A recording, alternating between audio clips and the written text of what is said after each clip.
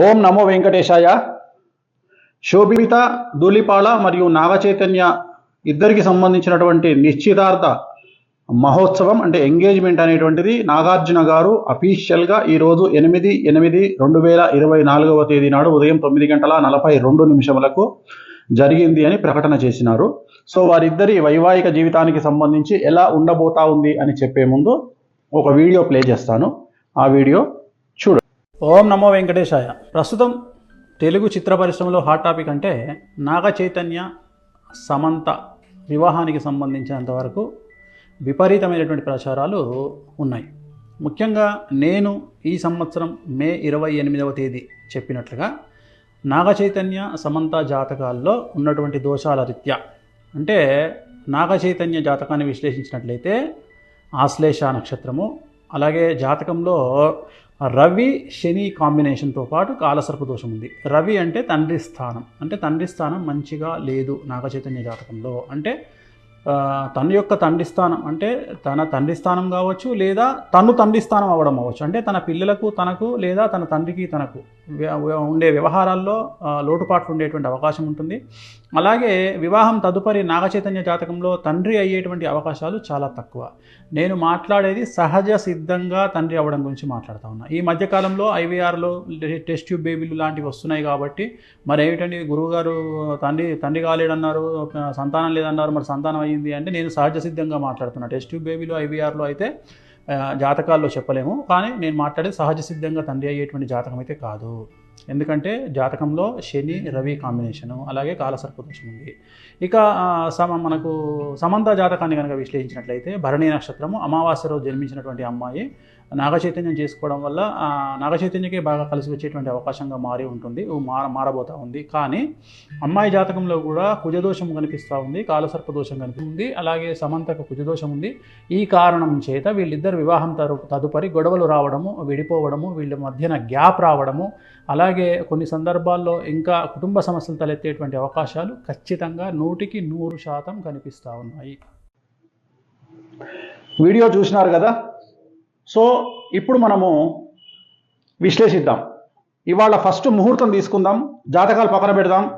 నాగచైతన్య సమంత శోభిత ధూళిపాళ జాతకాన్ని పక్కన పెట్టి ఇవాళ మాత్రమే జరిగినటువంటి ముహూర్తాన్ని విశ్లేషిద్దాం.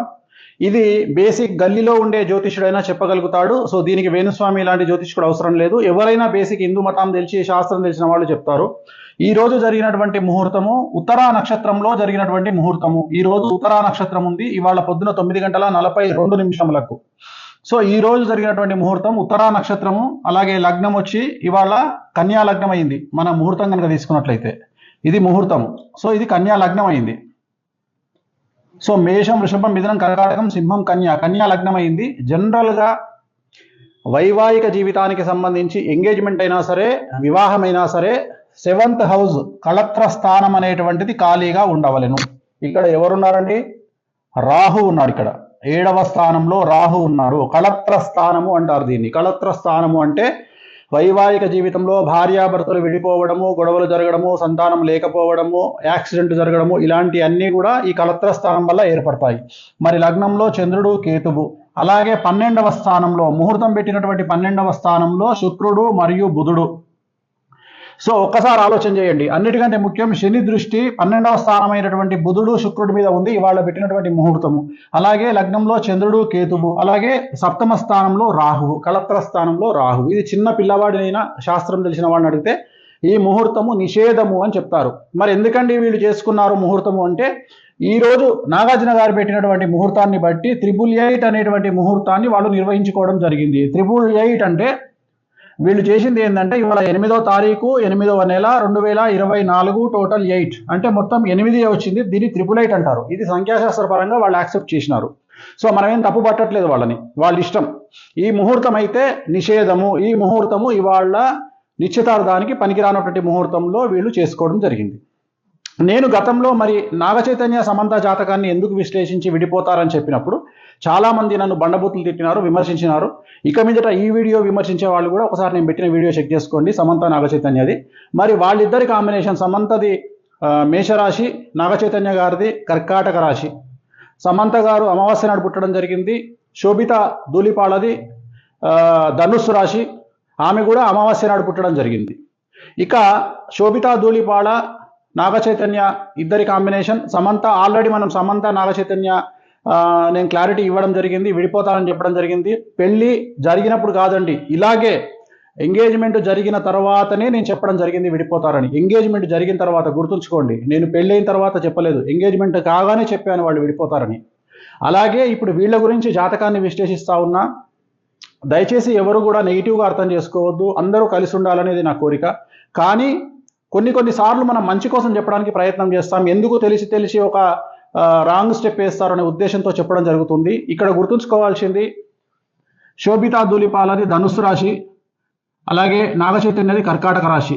ఒకసారి కాంబినేషన్ చూడండి, కర్కాటకం, సింహం, కన్యా, తుల, వృశ్చికం, ధనుస్సు 6, ధనుస్సు, మకరం, కుంభం, మీనం, మేషం, వృషభం, మిథునం, కర్కాటకం 8. సో 6:8 అయిపోయింది.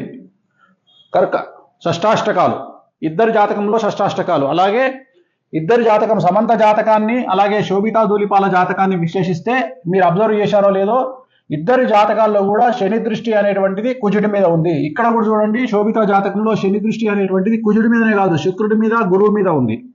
సో వీరి జాతకంలో 2027 నుండి సమస్యలు ఉండే అవకాశం ఉంది. 2027 వరకు సో బాగానే ఉంటుంది వ్యవహారం. 2027 నుండి వైవాహిక జీవితంలో సమస్యలు అనేటువంటి ఏర్పడతాయి.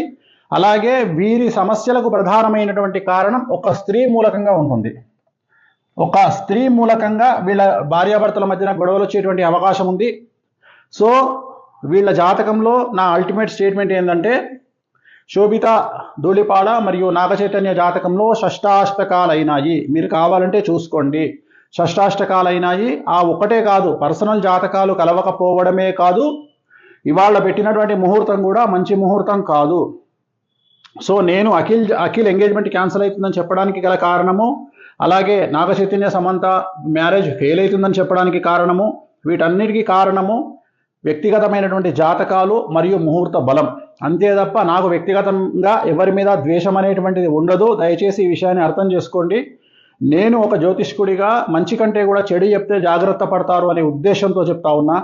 ఇప్పుడు కూడా చెప్పడానికి గల కారణాలు ఏమిటి అంటే, అట్లీస్ట్ వీళ్ళు ఏమైనా నివారణ కార్యక్రమాలు మీకు సంబంధించినటువంటి మీ జ్యోతిష్యులను, మీ పండితులను కనుక్కొని ఏ దేవాలయంలోనైనా వీటి నివారణ కార్యక్రమాలను మీరే జరిపించుకోండి.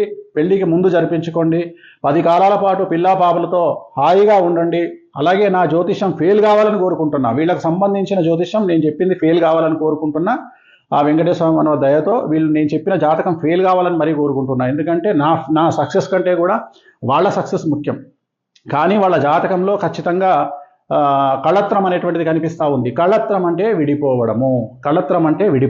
7th హౌస్లో రాహు ఉన్నాడు, అలాగే లగ్నంలో కేతు ఉన్నాడు. చిన్న పిల్లవాడిని అడిగినా చెప్తారు ముహూర్తం తప్పు. అలాగే వీళ్ళ కాంబినేషన్ షష్టాష్టకాలైన శోభితాది మరియు నాగ చైతన్యది. ఒక విషయం చెప్పాలంటే, సపోజ్ మీరు అడిగారు అనుకోండి, గురుగారు మీరు మీకు తెలిసి ఎన్ని మార్కులు వేస్తారండి ఒకవేళ నాగ చైతన్యకు Samantha combination plus Naga Chaitanya Sobhita Dhulipala combination అని మీరు అడిగితే, నేను క్లియర్గా చెప్తున్నా, చైతన్య సమంత 100కి కనీసం ఒక 50 మార్కులు వేయచ్చు.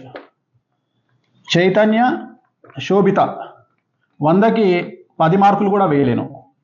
అలాగే సమంత జాతకం 100% బాగుంది ఇండస్ట్రీ పరంగా తీసుకుంటే. అలాగే శోభిత జాతకం తీసుకుంటే 20% బాగుంది కెరియర్ పరంగా నేను చెప్పేది. సో ఓవరాల్గా తీసుకుంటే నేను అడిగేది ఏంటంటే, నేను చెప్పదలుచుకున్న పాయింట్ ఏంటంటే, నాగ చైతన్య కాంబినేషన్ ఆఫ్ శోభిత 100కి 10 మార్కులే, అండ్ నాగ చైతన్య సమంత 50 మార్కులు. సో ఇంత 50 మార్కులు వేసినటువంటి వాళ్ళే విడిపోయారంటే, మరి కాంబినేషన్ ఆఫ్ సమంత నాగ చైతన్య శోభిత కాంబినేషన్లో మరి నేను 10 మార్కులు వేస్తున్నా 100కి అంటే ఇంకెంత ప్రభావం ఉందో చూడండి. ఎందుకంటే శోభిత జాతకంలో చాలా ఎక్స్ట్రీమ్ ప్రాబ్లమ్స్ కనిపిస్తూ ఉన్నాయి. సో ఒక స్త్రీ మూలకంగా వీళ్ళ జాతకంలో వీళ్ళు విడబాటుకు గురయ్యే అవకాశం ఉంది. అలా జరగొద్దని కోరుకుంటా ఉన్నా. నేనే ఓడిపోవాలి, నా జాతకమే ఫెయిల్ అవ్వాలని కోరుకుంటా ఉన్నా. అలాగే స్వయం ప్రకటిత యూట్యూబ్ మేధావులు, స్వయం ప్రకటిత యూట్యూబ్ జర్నలిస్టులు గుర్తించాల్సింది ఏంటంటే, ఇదే నాగ చైతన్య సమంత విడిపోతారని నేను ఎంగేజ్మెంట్ అప్పుడు చెప్పాను. ఇప్పుడు కూడా మళ్ళీ వీళ్ళు కూడా విడిపోతారని చెప్తా ఉన్నాను. సో నన్ను విమర్శించే ముందు నేను చెప్పిన వీడియో ఒకసారి చూసి, సమంత గురించి నాగ చైతన్య గురించి చెప్పిన వీడియో చూసి మీ స్వయంకృత మీ మేధావితనానికి పనిపెట్టుకోండి. సో వీళ్ళైతే విడిపోవద్దని కోరుకుంటా ఉన్నా నేను. అండ్ ఇంకా నేను చెప్పాల్సింది చెప్పాను. 100% వీళ్ళకు విడాకులు అనేటువంటివి కనిపిస్తూ ఉన్నాయి. 2027 తర్వాత వివాహం అవుతుందా అవ్వదా ఏమవుతుంది అవన్నీ క్వశ్చన్ మార్కులే. బట్ ఫైనల్గా చెప్పదలుచుకుంది మాత్రం ఖచ్చితంగా ఎడబాటు అనేది ఉంటుంది ఇద్దరి మధ్యలో, శోభిత అండ్ నాగచైతన్య మధ్యలో. ఇక యూట్యూబ్ మీమర్స్ ట్రోలర్స్ ఎంజాయ్, మీ పని మీరు ప్రారంభించండి, క్రియేటివిటీ చూపించండి, మంచి పద్ధతిలో చాలా కొత్తగా కామెంట్ చేయండి.